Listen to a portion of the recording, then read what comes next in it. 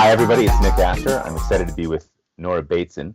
Nora, you're the founder of the International Bateson Institute. You're also a filmmaker. You're an author.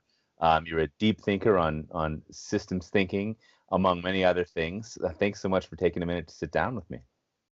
Hi, Nick. It's great to say hi to everyone and looking forward to May. Catch us up a little bit on what you're working on right now and what is the Bateson Institute all about?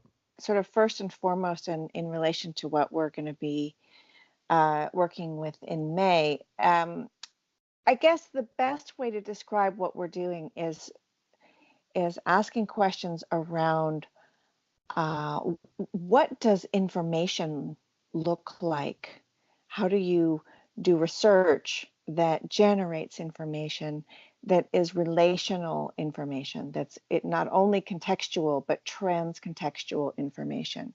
Trans-contextual is a word that my father, Gregory, coined in Steps to an Ecology of Mind. And it was, for me, kind of an opening into another way of beginning to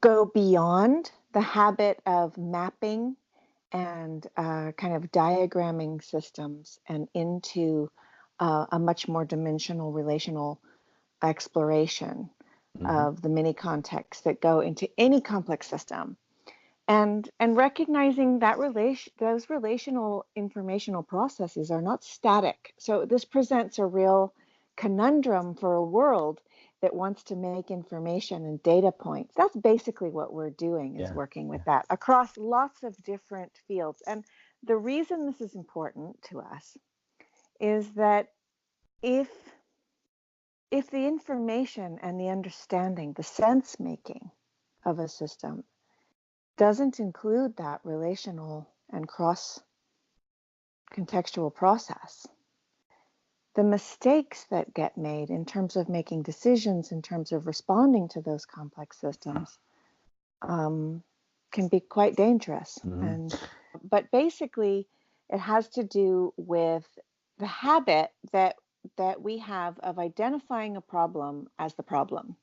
So here's an example. Recently, I was in Seattle working with some people in social services, and there's a pretty significant uptick in homelessness in Seattle.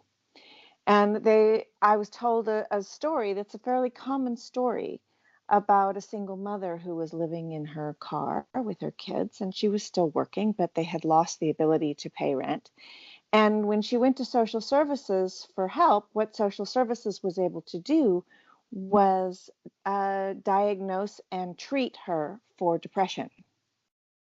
Okay, so was she depressed? Did she have the symptoms of this thing that we call depression?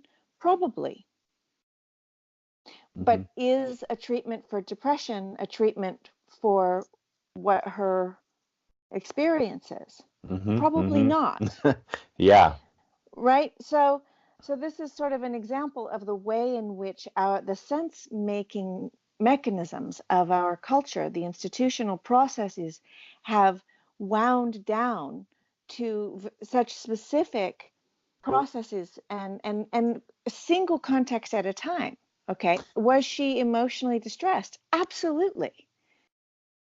So the fact that our systems can't sense make across multiple contexts is making it so that the solutions that get found are wildly out of sync, that all the problems we're facing, from technology to healthcare to education to poverty to a whole lot of health issues and disease and mental health issues, all of these things, climate change, are not nested in an isolated context. They're in several contexts. And so generating and producing not only research and information that crosses all of those contexts, but also the possibility to start to find and work with a diffused, indirect process. Now, this is sacrilege in our culture. If there's an emergency, We identify, hone in, we get acute, detailed, specific information and zoom in on it, strategize, have a goal, get to the end, find the solution, right? But when we're dealing with complex problems, very often, aside from dealing with, obviously if someone's bleeding to death, you have to stop them from bleeding to death.